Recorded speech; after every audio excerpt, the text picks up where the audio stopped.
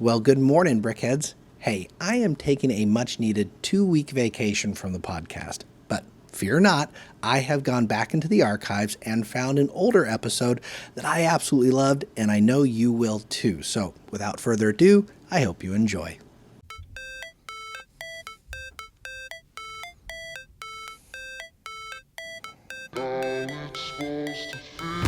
Well, hey there. Good morning. Happy Friday to you. Hope your Friday's going well so far. I know mine is because, TGIF, baby. I love Fridays because we get to talk some Lego. And on Fridays, it's one of my favorite things to do. I get to fully review a set. Today is a full review Friday. So happy November 22nd to you. I hope your day is going well. Today, I am going to talk your ear off about a very special set. So I want to first off by saying thank you. If you are listening out there on your favorite podcast station, I just appreciate you listening in. Or if you're tuning to me on the old YouTube page, if you're more of a visual person, thank you so much for watching. If you are tuning in on the YouTube page, you can see actually the set that's next to me right now, and it is an amazing set. It's one of the biggest, greatest Harry Potter sets we're going to ever talk about. It is none other than set 76417, Gringotts Wizarding Bank. And if you're watching, like I say, on YouTube, you can see this thing is imposing. It is gigantic.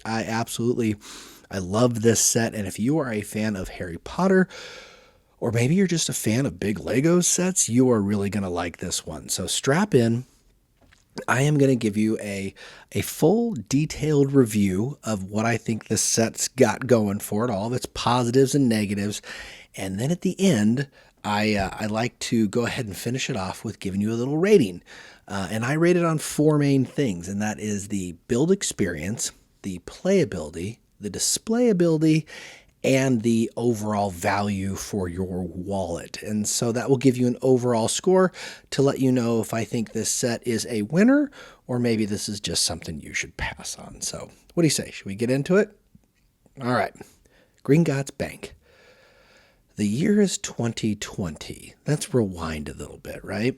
And we get a treat of a set released in 2020. It was, I believe, September of 2020, and Lego releases Diagon Alley, a huge 5,544 piece set, and it is gigantic. It has four big shops. It's got Ollivander's wand shop. It's got the bookstore. It's got the Weasley twins, their magic shop. But one thing that Diagon Alley was just always missing was the centerpiece. And the centerpiece, everybody knows, is Gringotts Bank. And people kept asking and asking and asking for the set. Where is this set going to come? And lo and behold, in the beginning of 2023, there started to be rumors going around that we could be getting a full Diagon Alley to scale, minifig scale, Gringotts Bank coming out in 2023, and we did, and it's incredible. It came out September 1st of 2023, 4,803 pieces, okay? So Diagon Alley's 5,500 pieces, but that's between four buildings. This is 4,800 pieces with one building and a whole substructure, which we will definitely talk about.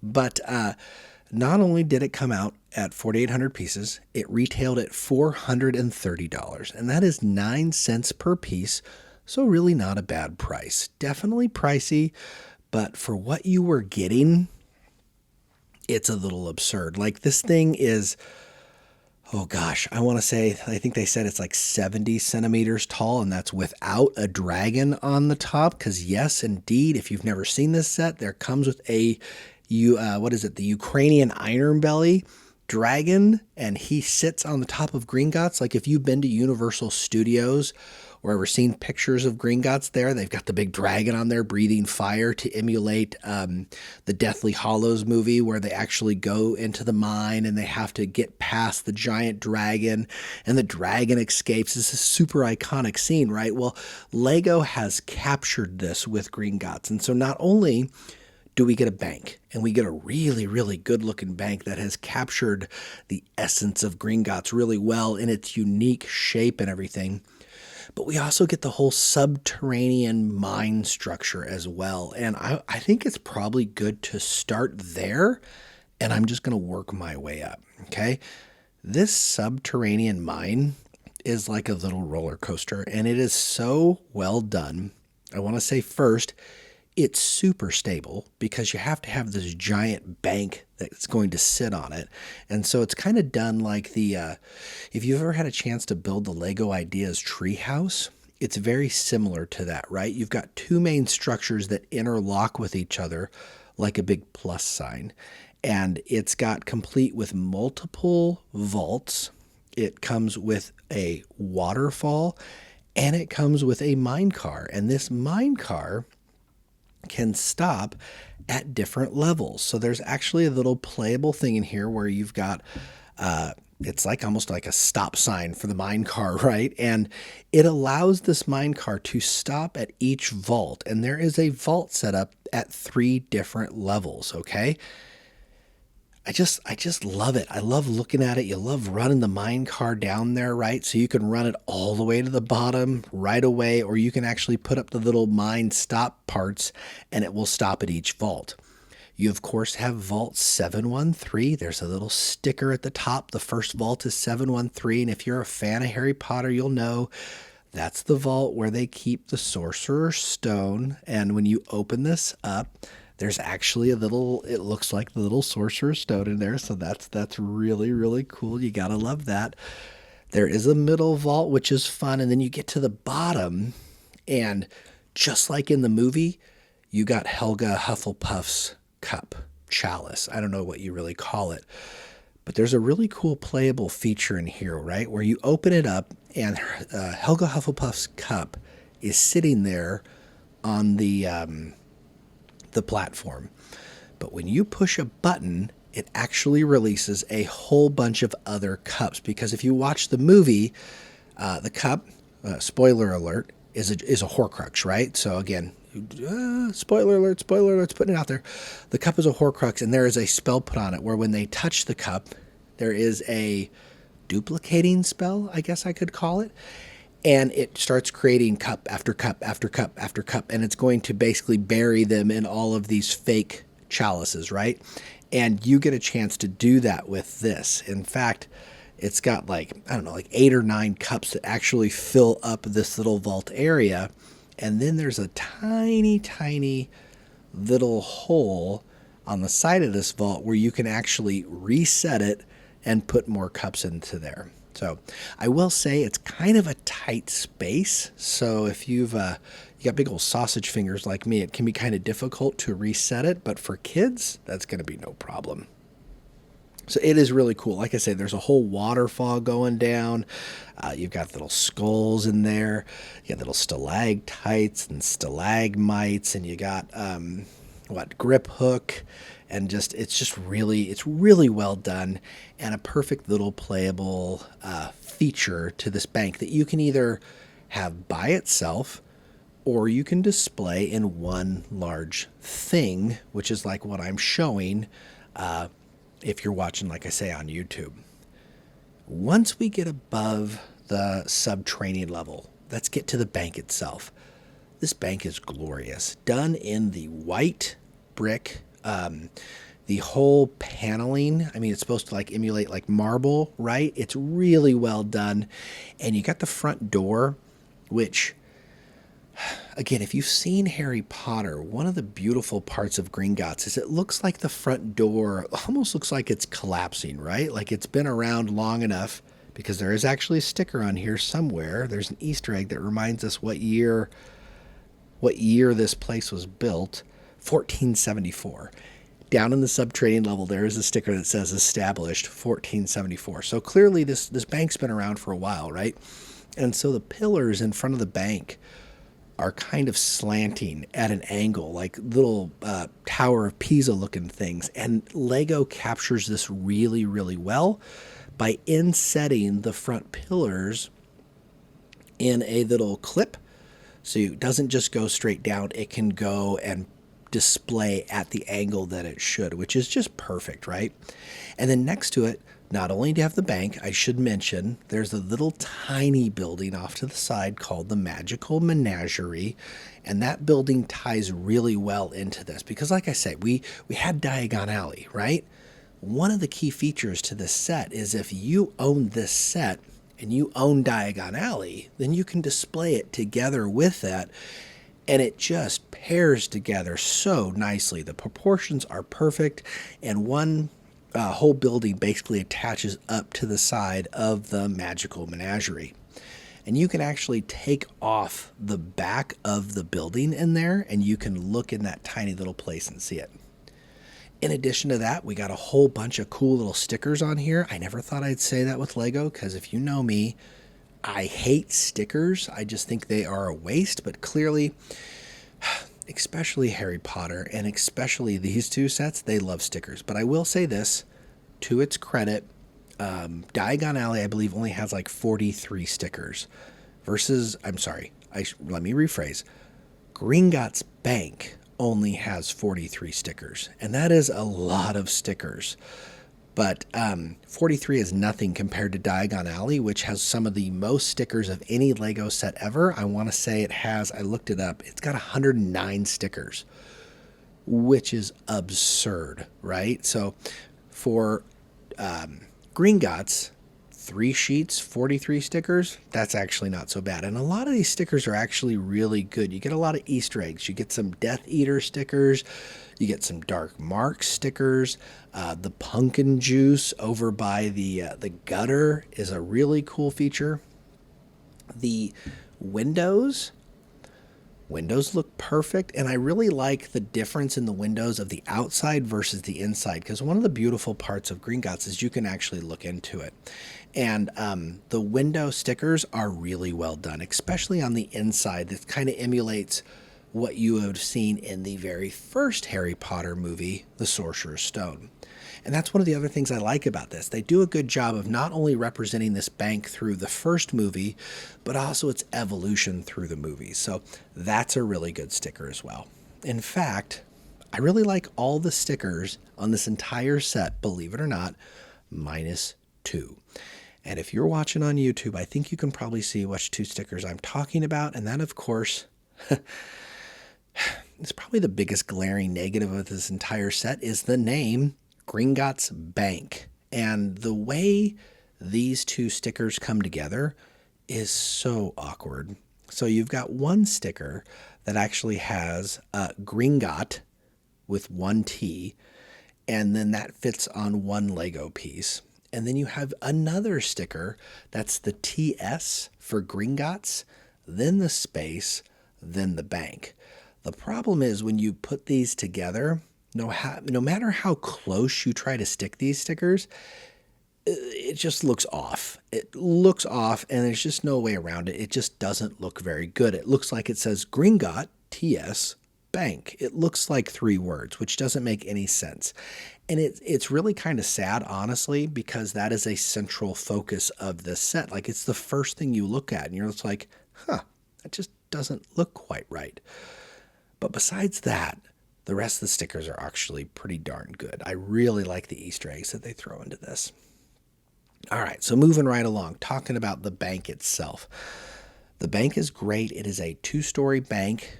In addition, there's a little 3rd-story alcove for that head goblin. I can't remember his name. But you've got all the little counting things in there. You've got their big bank stands. You know, when he's walking in there, the goblins are like towering over you on their teller stands, right? Like, that's done really well. There's a gorgeous chandelier in there, which I think would look really good with a lighting kit. I think that's from the Deathly Hallows movie. And so it just captures the inside of the bank really nicely. And in fact, it's what I really like about this is that it's just not your normal modular where you've got your typical 2 stories where they're the same size. First story of this bank, just like Gringotts in the movie, is extra tall. And so they do a really nice job of capturing that really tall first story. And then you have that additional 2nd story up top, along with a couple little Easter eggs like gold bars and a treasure, like a treasure chest, and another little place up there where a goblin can be doing his accounting with his little quill and pen. So that's really cute as well. And then you get to the top, and the ceiling, I'm sorry, not the ceiling, but the roof itself is done in that perfect sand green with a skylight as well. And the skylight, it comes apart like where you could blast off that roof, right? Just like when the dragon blasts out of the top of Gringotts. And it's just nice how the sand green works with the white marble, if you will. And then, if that weren't all, like I said, we got a Ukrainian Ironbelly dragon up top, and this dragon, he's great. Like it's akin to like if you've seen the elves sets, or I think in Ninjago has some of this too. But Lego does dragons really, really well, and this dragon is no exception. Done in the white and gray, which is lovely. The head piece is a printed piece, which is always, always perfect. And then you've got the wings, and the dragon wings in Lego typically do the fabric wings. And this just comes off really well.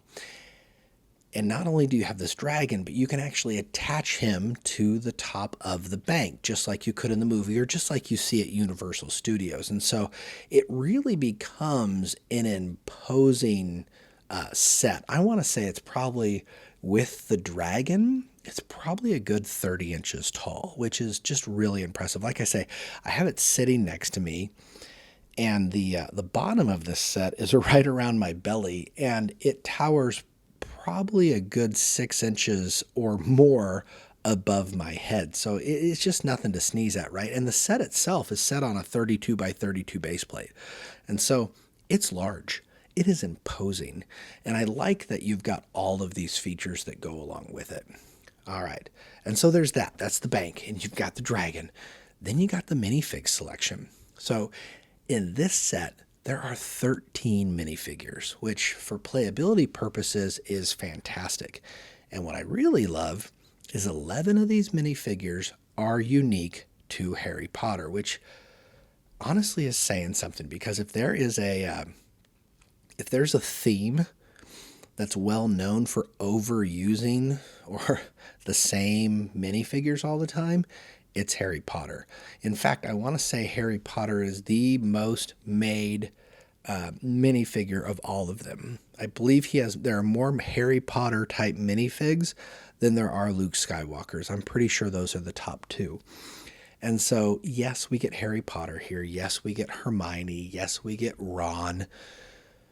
But we also get Ron done in the, when they go into the bank and they try to sneak in, we get Ron and everybody done in their I don't want to say makeup, but they like take on the character of one of those adults, which is really kind of cute. You got the two mold headpieces, which just looks really nice. You got a Death Eater.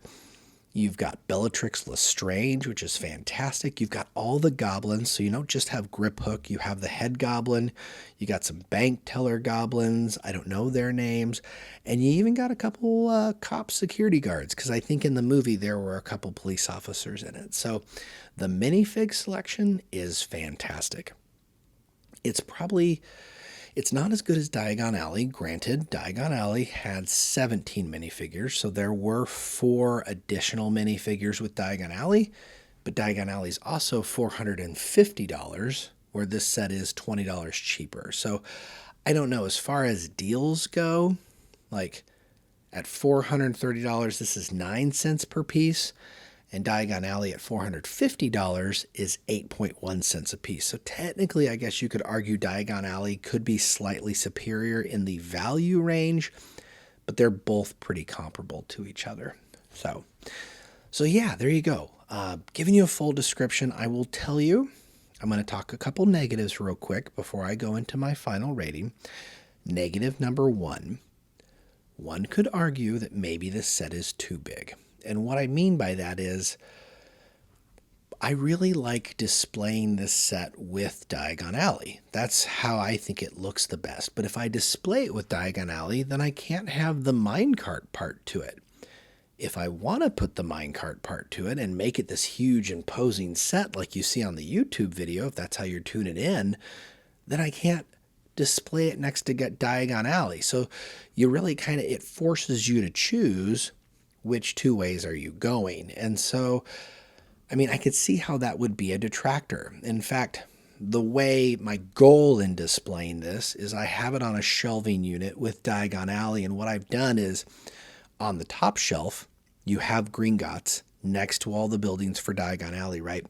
And then on the shelf underneath it, that's where you have the minecart part. So it almost feels separate, but you could actually still then display all of it, but then it's got its gap, so you can display it as the full Diagon Alley bit. Because really, I would argue that's the other negative to this. This is a phenomenal standalone set. Phenomenal. And yes, I wouldn't complain if this is the only set I had, but there's just something special about displaying those sets together, right? And if you're talking after taxes, no matter pretty much where you're at, you're spending over $900. I mean, it's $900 for over 9,000 pieces, like 9,300 pieces. That's like the size of the Titanic. But still, $900 between two sets, that's a lot of money. So I would say that's probably the biggest detractor of this, is kind of figuring out, how does this display work in what you do or how you want to display? Because I love displaying it. It's the kind of set that demands to be displayed and just really is a showstopper, right? So there's that. And then finally, I think it's always good to give you my final thoughts on this. I've kind of given you the description of all the things I like about this. I mean, I could talk all day about the color scheme on it, right? You've got the minecart area is done in the grays and the browns, and it's got the little lanterns and the trans clear yellow. It just feels like a mine subterranean build, right? And then you've got this beautiful white regal building up top of it, along with the reds and the graves, the magical menagerie. Like, it just works really well. All of the little Easter eggs are lovely, down to just the owl. There's a couple owls sitting there getting ready to deliver letters, or even just that back door. There's a little back door that you can escape from Gringotts as well. Like, there's just so much to look at in this set. It takes a long time to really soak it in. So, but like I say, with that, I want to give you my final breakdown. And the first thing is build experience. Guys, I'm just saying, this is one of the best builds you're going to get. It's so diverse. It's so unique. It's going to keep you entertained. Like, you build this huge mine thing, and then you're like, all right, cool. And then the next thing you're going to do is you're going to build a building, and it's just so different. And then you want to take a break from a building, build a dragon. You know, how cool is that? And it comes in 41 bags. So 41 bags between 4 instruction manuals. So you could build this also by yourself, or with 4 instruction manuals. You can build it with your family, build it with your significant other, build it with your brother or sister. I don't know. But the point is, you can actually build it together or build it alone in all of its gloriousness. I will say the sticker experience, I never love building stickers, but at 43 stickers, not a huge detractor, but is a slight hit to the set. I mean, you can't have 43 stickers and expect this set to be perfect for a build experience, right? It's not like Diagon Alley, like I said, with its, 109 stickers, which is just absurd to me. But still, 42, 43 stickers, that's a lot. So for build experience, I'm going to give this a 9.5 out of 10. I don't think it's perfect, but it is pretty gosh darn close. It is about as close to a 10 without getting a 10 as I think you can get. So 9.5 out of 10. Playability. Playability is always a kind of a stickler for big display sets, right? And this is one of those times where playability shines. There's a lot to play with. Not only do you have the bank and things that you can set up, but you have a full dragon that you can fly around. You've got the minecart chase. You've got these little different vaults that have little Easter eggs that you could take out, or with, like I said, the chalice and everything. There's a lot of unique playable features on a modular style building, and you just don't get that. And so again, while not perfect, I'm going to give it a 9.5 out of 10. Pretty high for playability. Now, displayability. I mean, this is kind of like, this is the no-brainer, right? It's a 10 out of 10. Do I need to say any more? It's such an imposing, impressive set. And no matter how you decide to display it, it's a beautiful set. It is one of those sets that everybody clamors to get. Or if you're a Harry Potter fan, even if you don't like Harry Potter, you're going to look at a set like this and be like, wow, that is a really impressive set. It just looks phenomenal. Color scheme, size, structure, all the components is just, it's perfect. So 10 out of 10 for displayability. Value at 9 cents per piece. Not terrible for a licensed set. I would say 9 cents, 9 out of 10. That makes sense to me. At $430, definitely not cheap. Definitely an investment, but at 4,800 pieces, you were going to expect to pay at least $400 for a set like this anyway. And that's, if really, at $400, I would have loved to have seen this set at $400. I don't think you're going to find it at any good deals.